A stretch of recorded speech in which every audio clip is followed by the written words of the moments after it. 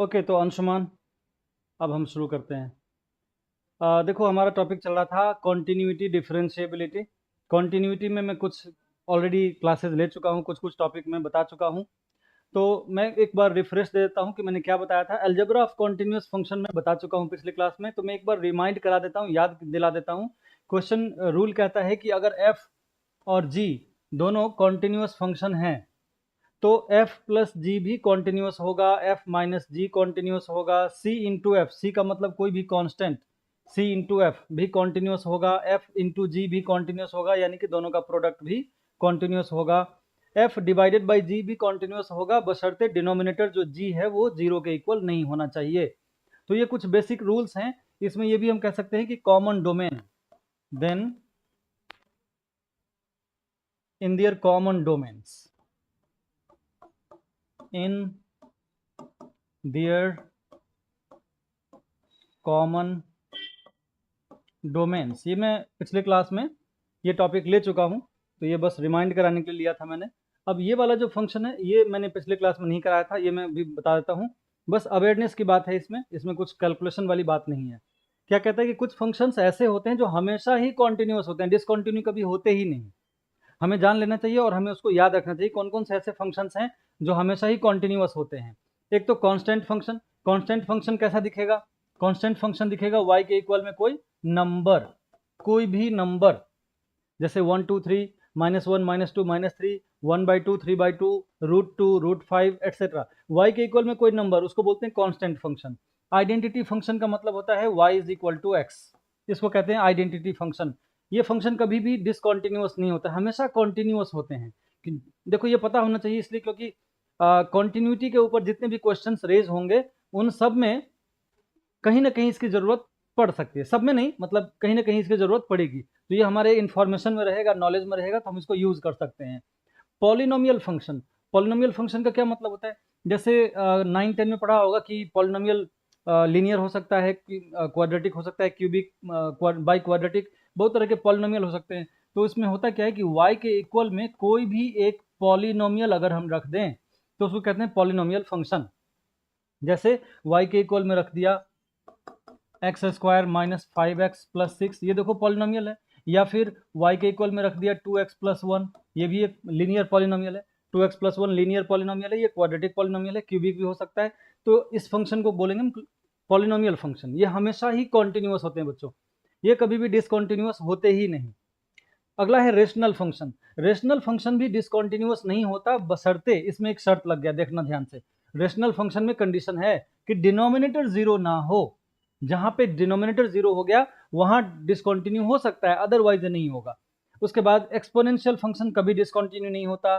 Sign and cosine function कभी discontinue नहीं होते, इनके ग्राफ कभी भी ड्रॉ करो फंक्शन, ये कभी भी डिसकॉन्टिन्यूस नहीं होते। लॉगरिथमिक फंक्शन का ग्राफ कभी डिसकॉन्टिन्यूस नहीं होता। मॉड्यूलस फंक्शन का ग्राफ कभी भी डिसकॉन्टिन्यूस नहीं होता।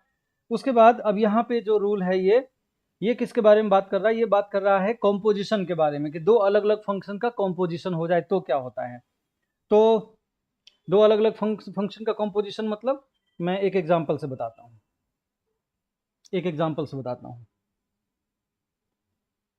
मान लो एक फंक्शन है एफ ऑफ एक्स, जैसे कि x², ठीक है, एक फंक्शन है x²। दूसरा एक फंक्शन है, मान लो साइन एक्स। अब ये दो अलग अलग फंक्शन हो गए। या इजी वाला थोड़ा ले लेते हैं, इजी वाला, √x ले लेते हैं, ठीक है, √x। नहीं, फिर तो दोनों कट ही जाएंगे, स्क्वायर और स्क्वायर रूट तो कैंसिल हो जाएगा। तो यहाँ पे ले लेते हैं साइन एक्स ही ले लेते हैं, ठीक है। कोई एक एग्जांपल मुझे चाहिए।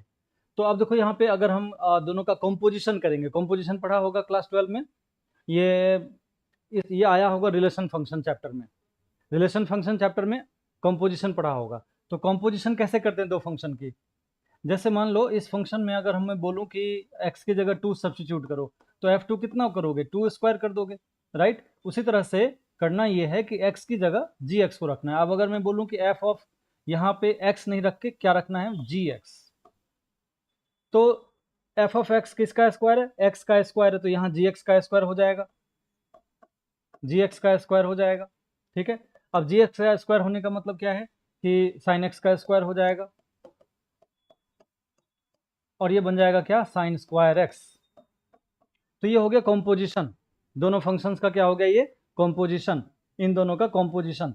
अब इस कॉम्पोजिशन की कॉन्टिन्यूटी अगर चेक करनी हो हमें, कोई अगर क्वेश्चन आ जाए कि इसकी कॉन्टिन्यूटी चेक करके बताओ, वैसे तो फर्स्ट साइट में तो लग रहा है कि बिल्कुल कंटिन्यू होना ही है इसको, लेकिन जो हमें लग रहा है वो उससे तो नंबर मिलेंगे नहीं, हमें तो लॉजिक लिखना पड़ेगा, उसके नंबर मिलेंगे, स्टेप के नंबर मिलते हैं, जो हम लॉजिक लिखते हैं उसके नंबर मिलते हैं।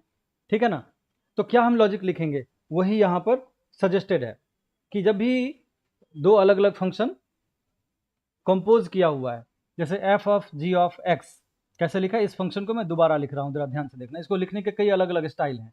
एक तो लिख सकते हैं f of g of x, ठीक है, जहां पे x को रखा था ऊपर, यहाँ पे ब्रैकेट के अंदर, उस ब्रैकेट के अंदर अब x की जगह क्या रख दिया, जी एक्स।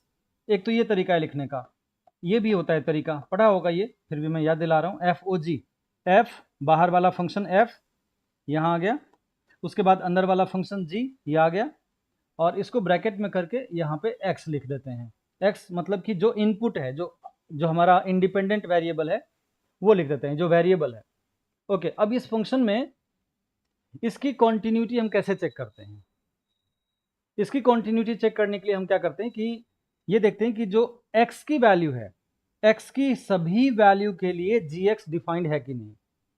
gx ये वाला फंक्शन है, तो पहले हम बोलेंगे कि f ऑफ x, देखना यहां से मैं लॉजिक लिख रहा हूं, मैं लॉजिक बिल्कुल वही उसी स्टाइल में लिख रहा हूं जिस स्टाइल में एग्जाम में तुम लिख सकोगे। ठीक है, जिस स्टाइल में एग्जाम में लिखने के लिए मैं सजेस्ट कर रहा हूं वही मैं लिख के दिखा रहा हूं, यानी कि इसको एज इट इज भी लिखा जा सकता है एग्जाम में। F of x that is sine x is continuous for all x. ये लाइन मुझे कहां से पता चला कि साइन एक्स जो है, यानी कि हमारा जो सॉरी जी ऑफ एक्स है ना, जी ऑफ एक्स, तो यहाँ पे जो पहला फंक्शन दिखे, राइट साइड से लेफ्ट साइड की तरफ चलना, ठीक है, राइट साइड से लेफ्ट साइड की तरफ, तो पहला फंक्शन आ गया जी, तो जी फंक्शन जो है हमारा जी ऑफ एक्स, वो एक्स की किसी भी वैल्यू के लिए कॉन्टिन्यू है, कॉन्टिन्यूअस रहेगा। ये मुझे कैसे पता चला, ये मुझे पता चला इस पेज में जो मैंने रूल्स सिखाए हैं, मैंने लिखा है ना कि साइन एक्स और कोसाइन, साइन और कोसाइन फंक्शन हमेशा ही कॉन्टिन्यूअस होते हैं। अगर हमेशा ही कॉन्टिन्यूअस होते हैं तो फिर साइन एक्स, ये वाला साइन फंक्शन, ये तो कॉन्टिन्यूअस होगा, चाहे एक्स की कोई भी वैल्यू डालो, एक्स की कोई भी वैल्यू डालो। देखो फंक्शन डिसकंटिन्यू कब हो जाता है, फंक्शन डिसकंटिन्यू कब हो जाता है और क्यों हो जाता है। मान लो यहां से यहां मुझे किसी फंक्शन का ग्राफ ड्रॉ करना है, मैं ऐसे ग्राफ ड्रॉ कर रहा हूं, ऐसे आ गया, अब इसके आगे ये ग्राफ नीचे चला गया, अनंत तक, इनफाइनाइट तक, खाई में गिर गया, गड्ढे में गिर गया जाके, अब ये उसके आगे बढ़ा ही नहीं उस तरफ, तो हो गया डिसकंटिन्यू, इसके आगे कंटिन्यू हुआ ही नहीं। तो फंक्शन डिसकंटिन्यू कब हो जाता है, जब वो अनडिफाइंड हो जाता है या फिर उसका डोमेन खत्म हो जाता है। रोड पर चलना बंद कब करोगे, रोड से कहीं जा रहे हो अगर, रोड पर चलना बंद कब करोगे, दो परिस्थितियों में, या तो तुम्हारा डेस्टिनेशन आ गया, जहां पहुंचना चाह रहे थे वो आ गया, मान लो स्कूल पहुंचना चाह रहे थे, स्कूल आ गए, तो अब हम रोड छोड़कर हम स्कूल चले जाएंगे, रोड पर ट्रैवल करना बंद कर देंगे। या फिर रोड ब्लॉक हो जाए, वहां पे कहीं भी किसी एक जगह पर जाकर रोड ब्लॉक हो गया, बंद, उसके आगे कुछ है ही नहीं, तो उस रोड में हम जा ही नहीं सकते आगे। दो परिस्थितियों में रोड पर ट्रैवल करना हम छोड़ देते हैं, राइट। रोड ब्लॉक हो गया, मान लो कुछ खतरा वतरा सब उसी में डाल लो कि अगर रोड पर आगे कोई खतरा है तो भी ट्रैवल नहीं करोगे, तो वो सब उसी में ब्लॉकेज में ही उसको रख लो। तो दो परिस्थितियां हो गई ना, एक या तो डेस्टिनेशन आ जाए तो हम रोड पर ट्रैवल करना छोड़ देंगे, या फिर रोड ब्लॉक आ जाए तो हम ट्रैवल करना छोड़ देंगे, दो परिस्थितियों में। उसी तरह से फंक्शन डिसकंटिन्यू कब हो जाता है, जब सामने किसी पॉइंट पर वो अनडिफाइंड हो रहा हो, जैसे कि 1/x, मान लो y is equal to 1/x है, अब ये वाला फंक्शन जीरो पर अनडिफाइंड हो जाएगा, जैसे ही x की जगह जीरो डालोगे तो 1/0 का मतलब अनडिफाइंड होता है, तो इसका जो ग्राफ होगा ना वो ऐसे जाएगा, ऐसे जाएगा, क्योंकि वाई एक्सिस जो है वो x0 कहलाता है। वाई एक्सिस क्या होता है? x equal to zero. Y axis का इक्वेशन है वो x इक्वल टू जीरो। तो ये है जीरो, x वैल्यू जीरो है पूरे वाई एक्सिस पर, यानी कि इसका जो ग्राफ होगा वो कभी भी वाई एक्सिस को क्रॉस करके नहीं निकलेगा उस तरफ। इस तरफ का इसी तरफ रह जाएगा और उस तरफ का उस तरफ जाएगा, यानी कि बीच में यहाँ अनडिफाइंड हो गया। तो फंक्शन डिसकंटिन्यू इस वजह से होता है कि या तो वो अनडिफाइंड हो गया या फिर उसका डोमेन खत्म हो गया, वहां पे रोड खत्म हो गया। ठीक है, लेकिन यहाँ जो हमारा फंक्शन है साइन एक्स, अभी जो हमारा फंक्शन है साइन एक्स, ये हमें पता है कि साइन एक्स हमेशा कंटिन्यू रहता है, ये कभी डिसकंटिन्यू होता ही नहीं, चाहे एक्स की कोई भी वैल्यू डालो इसमें, ये हमेशा कंटिन्यू रहता है। ओके, तो इसकी कंटिन्यूटी कैसे देखनी है हमें कि फंक्शन जो हमारा g है वो हमेशा हर x की वैल्यू के लिए कंटिन्यू होना चाहिए, पहली शर्त ये। एंड अब क्या देखेंगे हम कि f जो है हमारा, उसके बाद वाला राइट साइड से आ रहे थे ना, तो अब यहां तक का तो हिसाब कर लिया हमने। अब आगे बढ़ते हैं, तो अगला फंक्शन कौन सा आ गया? f। तो f की कंटिन्यूटी हम कैसे चेक करेंगे? f में x की सभी वैल्यू के लिए कंटिन्यू होना चाहिए, राइट? x की कोई भी वैल्यू डालेंगे इसमें तो ये कंटिन्यू होगा, यही सोच रहे होगे मन में। लेकिन नहीं, ऐसे नहीं सोचना है। g की बारी जब आएगी तो उसमें x के हिसाब से सोचना है। x की कोई भी वैल्यू डालो, g कंटिन्यू होना चाहिए। लेकिन जब f पे आ जाओगे ना तो g के हिसाब से नहीं सोचोगे, ये नहीं सोचोगे मन में कि x की कोई भी वैल्यू डालेंगे तो एक्स स्क्वायर कंटिन्यू ही रहेगा, अनडिफाइंड कभी नहीं होगा। ऐसे नहीं सोचना है। तो फिर कैसे सोचना है? g ऑफ x क्या लिखना है? f x, f इज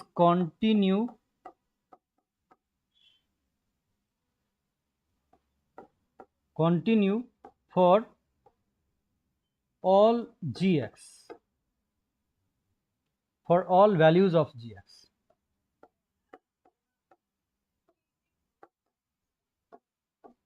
ये दो चीजें, अगर समझ नहीं आ रहा हो तो मैं एक छोटा सा एग्जांपल और दे सकता हूं।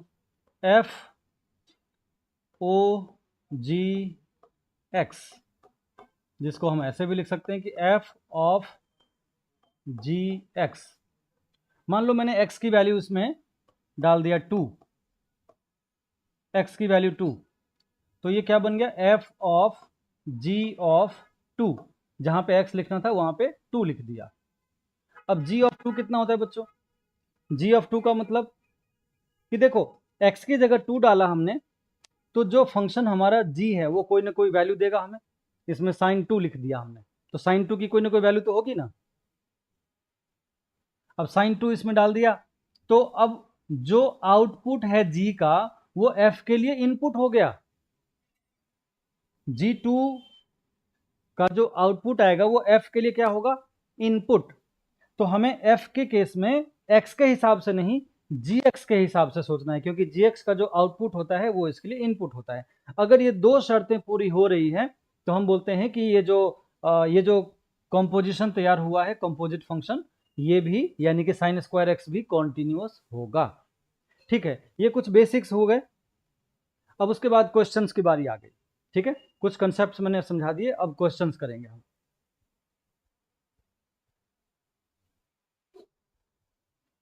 तो ये हमारा पहला क्वेश्चन आ गया। Show that the function f of x is equal to mod, ये मोड का साइन है, मोड के अंदर क्या लिखा है? Sine x plus cos x is continuous at x is equal to पाई।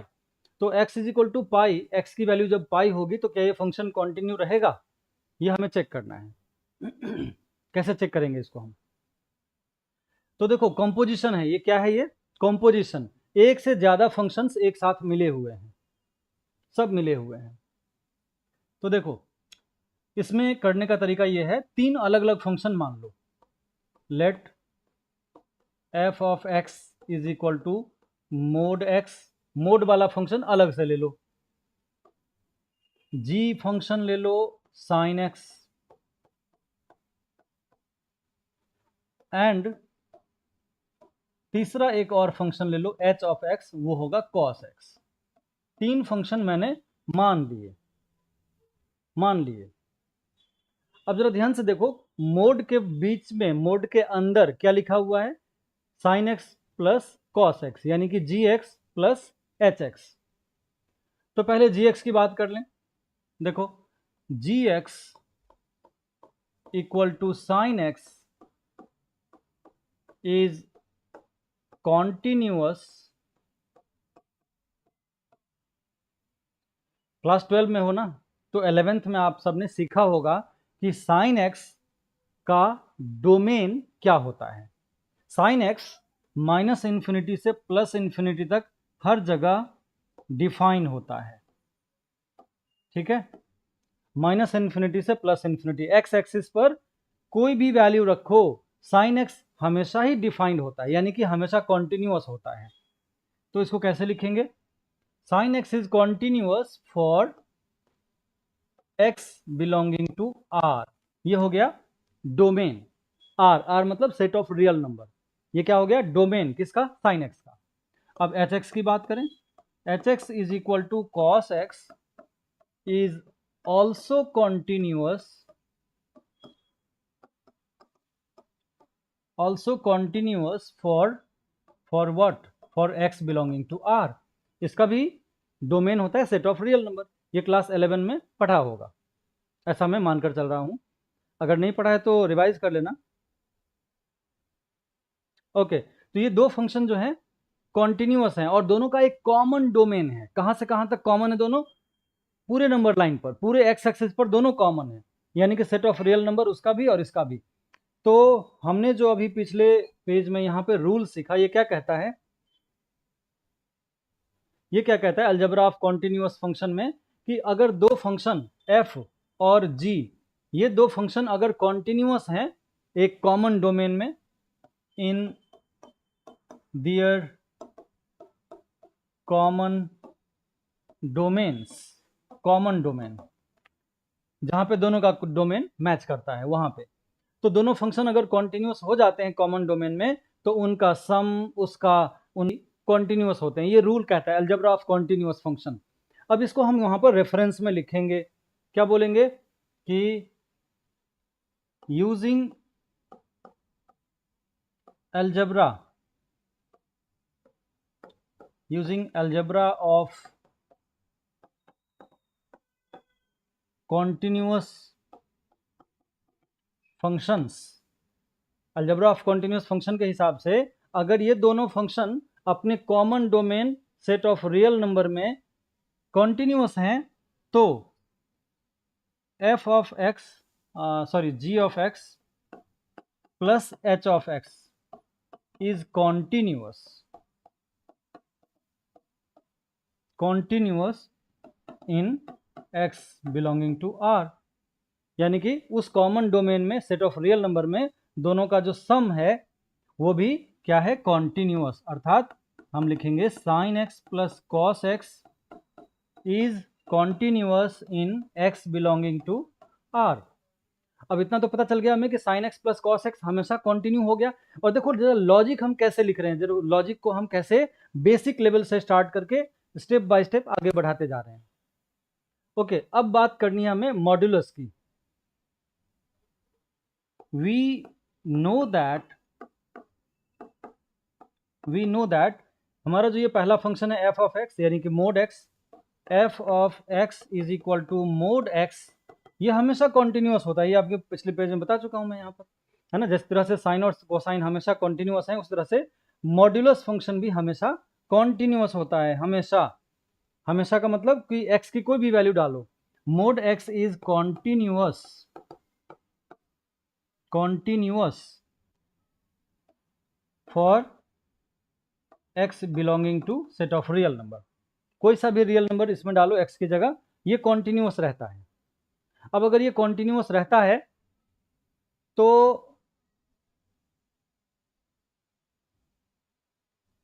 अब ये कॉम्पोजिशन होने वाला है। तो कॉम्पोजिशन में क्या बताया था पिछले पेज में मैंने कि जब एफ ओ जी एक्स लिखा हो तो राइट साइड से लेफ्ट साइड चलो, एक्स की कोई भी वैल्यू डालें तो जी कॉन्टिन्यूअस रहना चाहिए, रहना चाहिए। रहेगा ऐसा नहीं बोल रहा हूं, हमेशा रहेगा ऐसा नहीं, वो तो चेक करने से पता चलता है ना। लेकिन पूरे कॉम्पोजिशन के कॉन्टिन्यूअस रहने के लिए क्या होना चाहिए? जी को कॉन्टिन्यूअस होना चाहिए एक्स पर, और gx की जो वैल्यू मिले उन वैल्यूज के लिए f को कॉन्टिन्यूअस होना चाहिए। अब इसी रूल को यहाँ लगाएंगे तो हमारा जो ये फंक्शन है sin x plus cos x, ये x के सभी वैल्यूज के लिए कॉन्टिन्यूअस है। तो ये किसके लिए कॉन्टिन्यूअस होना चाहिए? फॉर रियल नंबर नहीं, for all values of sine x plus cos x. ठीक है, ये जो फंक्शन है इसमें जो आउटपुट मिलेगा वो सभी आउटपुट वैल्यूज अगर हम फंक्शन f में डालें तो फंक्शन क्या होना चाहिए?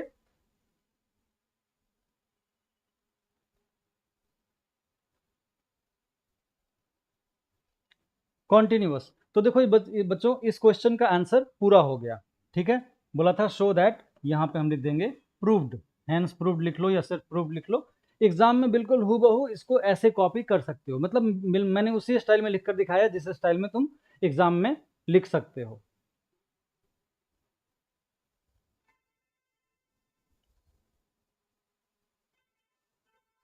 ठीक है, चलो अगले क्वेश्चन की तरफ चलते हैं।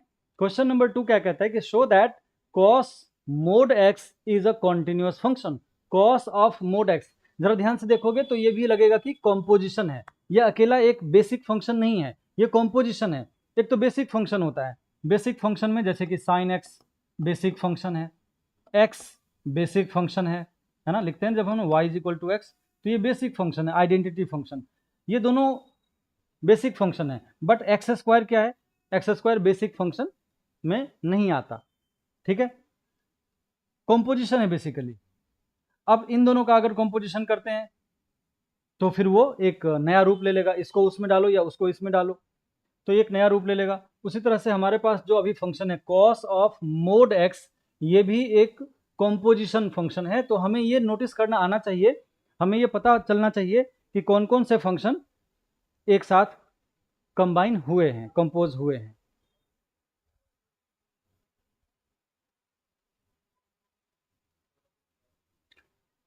जिन बच्चों ने चैनल को सब्सक्राइब नहीं किया हुआ है, गुरुकुल एजुकेशन चैनल को सब्सक्राइब कर लो और व्हाट्सएप चैनल भी ज्वाइन कर लो ताकि ज़्यादा कनेक्टिविटी बनी रहे, सारे अपडेट्स आपको मिले। लिंक डिस्क्रिप्शन बॉक्स में है। तो बच्चों इसमें कौन कौन सा फंक्शन है पता लगाओ, कौन कौन सा फंक्शन मिलाकर कॉस मोड एक्स बना होगा।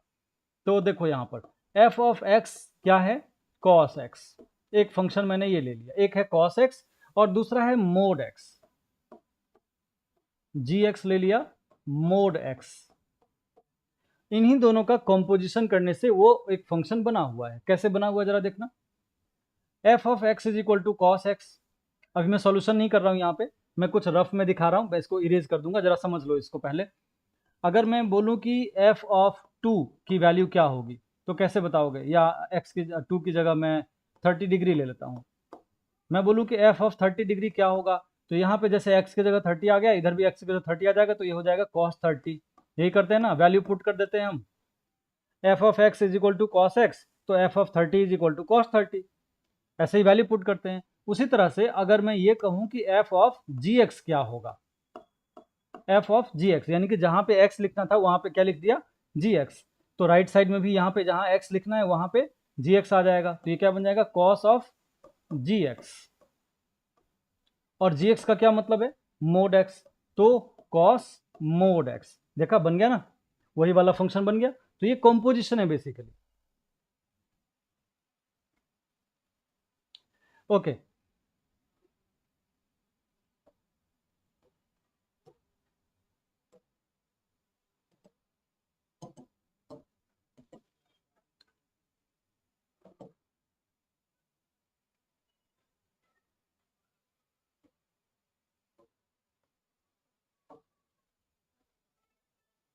ओके। तो अब हमें क्या करना है, इसकी कॉन्टिन्यूटी को कैसे चेक करेंगे? याद होगा पिछली बार मैंने बताया था कि राइट साइड से लेफ्ट साइड चलते हैं। राइट साइड से स्टार्ट करेंगे तो सबसे पहले एक्स आता है और एक्स के बाद जी आता है। तो हमें ये देखना है कि जो हमारा जी फंक्शन है वो एक्स के सभी वैल्यू के लिए कॉन्टिन्यूस है क्या। हमारा जो जी फंक्शन है उसमें एक्स की जगह कोई भी वैल्यू डालो, क्या वो कॉन्टिन्यूस रहता है? तो यही चीज़ हमें सबसे पहले लिखना है। तो देखो मोड में एक्स की जगह कुछ भी डालो, एक्स की जगह 1 डालोगे तो मोड 1 की वैल्यू 1, x की जगह -1 डालोगे तो मोड ऑफ -1 इज अगेन 1। मतलब इसमें x की जगह कोई भी वैल्यू डालो, इसकी कोई ना कोई आउटपुट वैल्यू आ ही जाती है हमेशा। और अगर अगर हर बार ये आउटपुट वैल्यू देने को राजी है ये फंक्शन, इसका मतलब ये हमेशा कॉन्टिन्यूअस होगा। कोई ऐसा फंक्शन जो आउटपुट वैल्यू नहीं देता हो वो डिसकंटिन्यू हो सकता है। Like what? जैसे अभी पिछले पेज में एग्जांपल दिया था f(x = 1/x)। ये फंक्शन हमेशा आउटपुट नहीं दे सकता। ये क्यों? जब हम x की वैल्यू 0 रखेंगे इसमें तो 1/0 हो जाएगा ये, और वो होता है अनडिफाइंड। तो ये फंक्शन हमेशा आउटपुट वैल्यू नहीं देता, अनडिफाइंड हो जाता है। ऐसे वाले फंक्शन डिसकंटिन्यू हो जाते हैं। उसी तरह से 10x, मान लो f(x = 10x), ये फंक्शन भी डिसकंटिन्यू हो जाएगा कहीं पर। कहाँ पे हो जाएगा? याद करो, क्लास 10th में ही सीखा होगा, 11th में भी सीखा होगा, 12th में भी कहीं ना कहीं सीखा होगा कि 1090 डिग्री अनडिफाइंड होता है।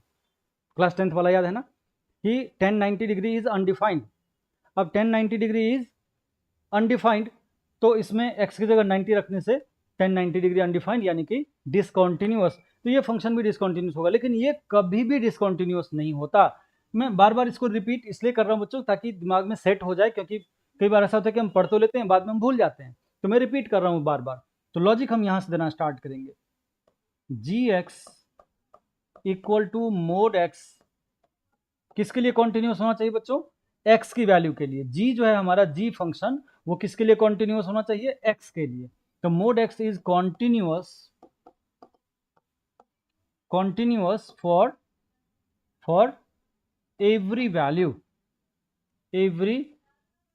वैल्यू ऑफ x के सभी वैल्यू के लिए ये कॉन्टिन्यूस है।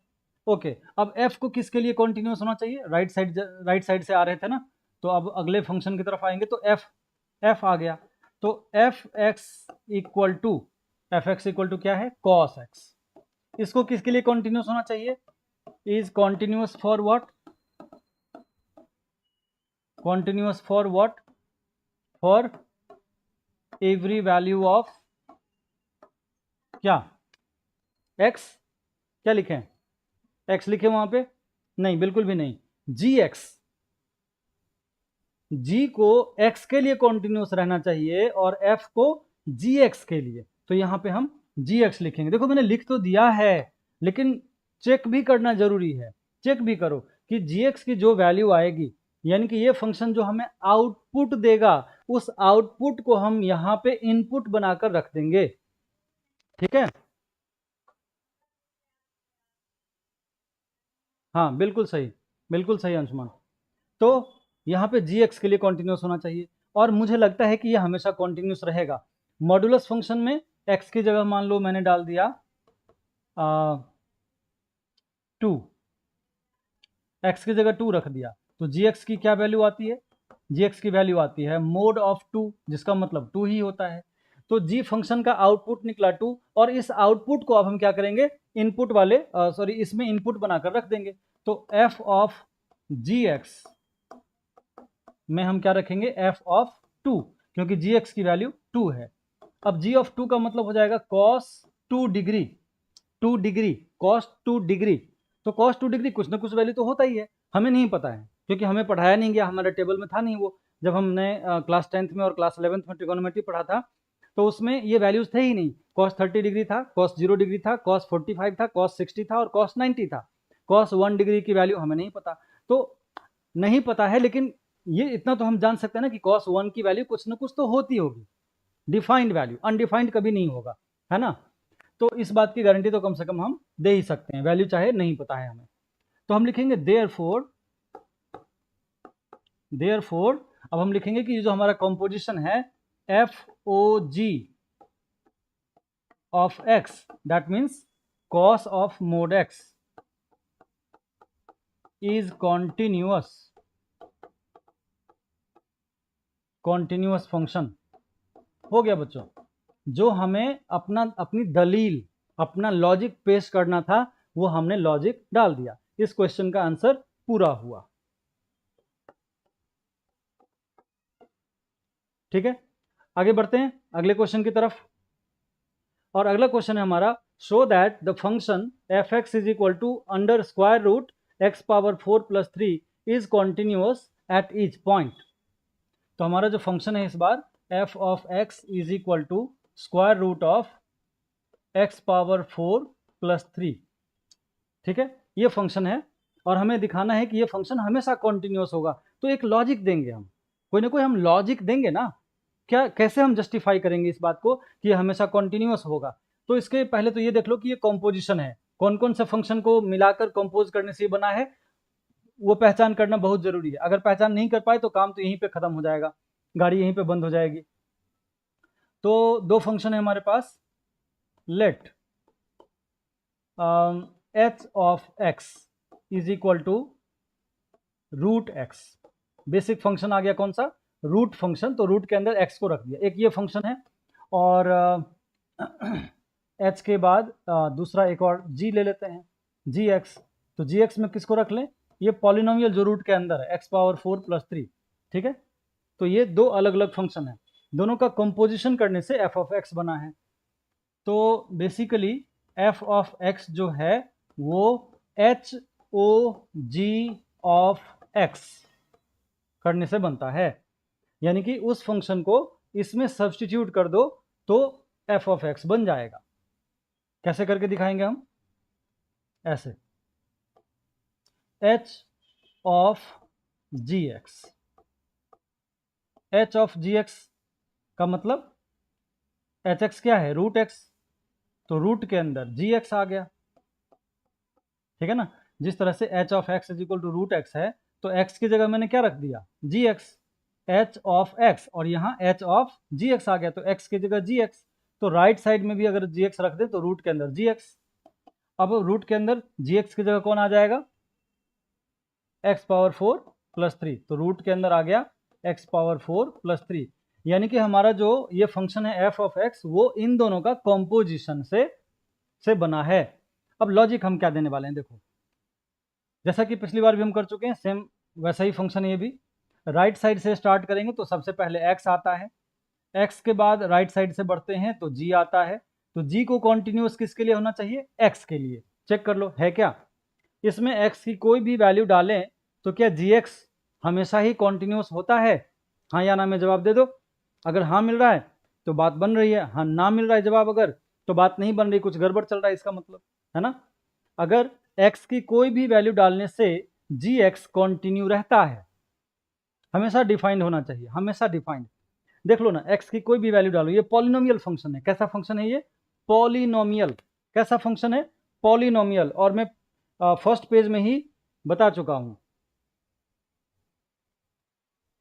जो हमारा फर्स्ट पेज था मैं वहीं पे ये बता चुका हूं कि पॉलिनोमियल फंक्शन जो होते हैं वो हमेशा ही कॉन्टिन्यू रहते हैं, ठीक है, वो हमेशा ही कॉन्टिन्यू रहते हैं।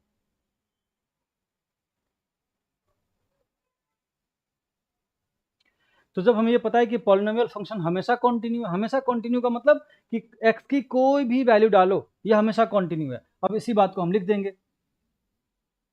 जी x equal to x power 4 plus 3 is continuous for all x. All x का मतलब कि एक्स की कोई भी वैल्यू डालो ये कॉन्टिन्यूअस होता ही है। It's a polynomial function. As it is, यहां भी ये भी मेंशन कर दे तो ज्यादा अच्छा रहेगा, as it is polynomial function, polynomial function. तो पहले तो हमने इसके लिए काम कर दिया कि जी जो है हमारा फंक्शन वो एक्स की सभी वैल्यू के लिए कॉन्टिन्यूअस है। अब बात आ गई, उसके बाद आगे बढ़ेंगे यहां से, तो अब कौन आ गया, एच। तो एच को कॉन्टिन्यू किसके लिए होना चाहिए, जी एक्स के लिए। तो हम लिखेंगे h x equal to h of h x is equal to root x, h of x is equal to root x is always. तो जरा देखना ध्यान से कि इस फंक्शन का जो आउटपुट होगा वो इस फंक्शन के लिए इनपुट बनेगा।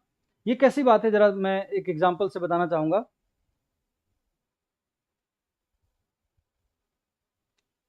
दिव्यम अभी 10th क्लास का लाइव होना बाकी है, वो 8:45 से है, तो लेट नहीं हो। अभी 12th क्लास की लाइव चल रही है ना दिव्यम, 10th क्लास की लाइव 8:45 पे ज्वाइन करो, ठीक है? तो लेट नहीं हो, एकदम ज़्यादा जल्दी आ गए हो, एक्चुअली लेट नहीं हो बिल्कुल भी। जिन बच्चों ने चैनल को सब्सक्राइब नहीं किया है तो हमारा गुरुकुल एजुकेशन चैनल सब्सक्राइब कर लो और व्हाट्सएप चैनल भी ज्वाइन कर लो, लिंक डिस्क्रिप्शन में मिल जाएगा व्हाट्सएप का।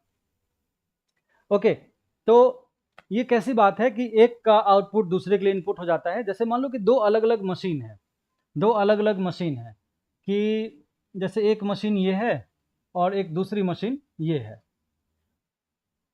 एक मशीन में मान लो कि प्लास्टिक के दाने डालते हैं, छोटे छोटे क्रिस्टल होते हैं प्लास्टिक के, जो रॉ मटेरियल आता है ना फैक्ट्रीज में, वो प्लास्टिक कैसा आता है शुरुआत में प्लास्टिक दिखता है कैसे, जैसे कि सोयाबीन के छोटे छोटे चंक्स होते हैं ना, वैसे छोटे छोटे उसके या दाल, चने की दाल बोल लो, काबुली चना जो व्हाइट वाला होता है थोड़े बड़े साइज का होता है, तो उसके छोटे छोटे चंक्स होते हैं।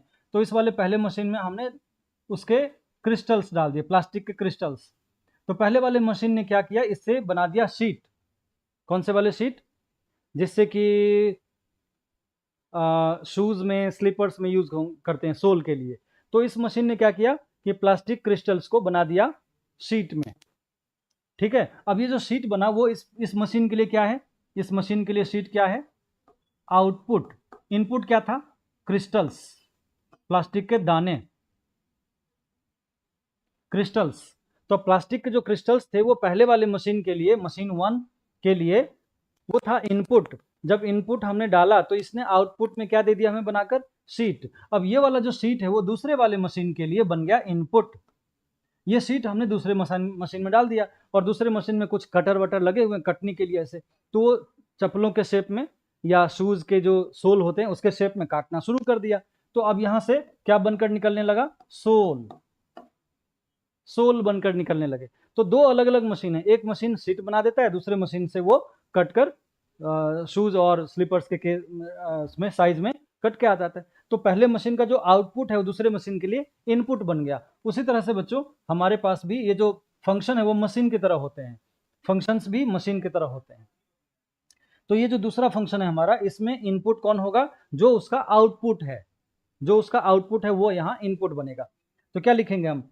H x is equal to root x is always continuous. Check भी कर लेना लिखने से पहले, मैं तो चेक कर चुका हूं।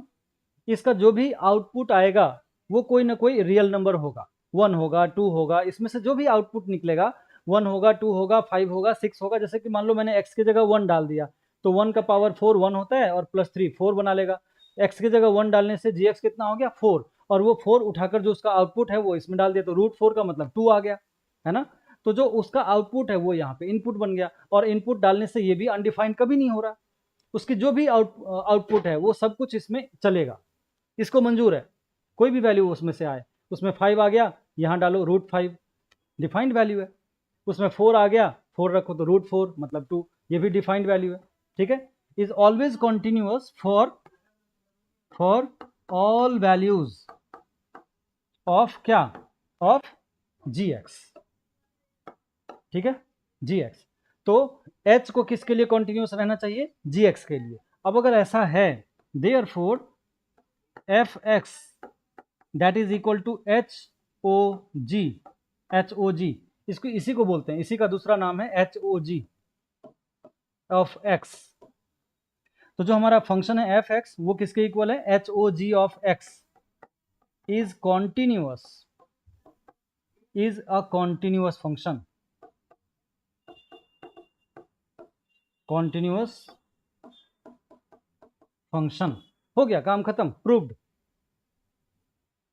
प्रूव्ड, ये बिल्कुल स्टेप बाय स्टेप करके दिखाया मैंने, बिल्कुल वैसे जैसे कि एग्जाम में दिखाया जा सकता है, बिल्कुल हूबहू भी अगर एग्जाम में लिख के आओगे तो फुल मार्क्स मिल जाएंगे। अब हम आगे बढ़ते हैं, एक बार मैं ज़रा टाइम देख लूँ, और टाइम अलाउ नहीं कर रहा।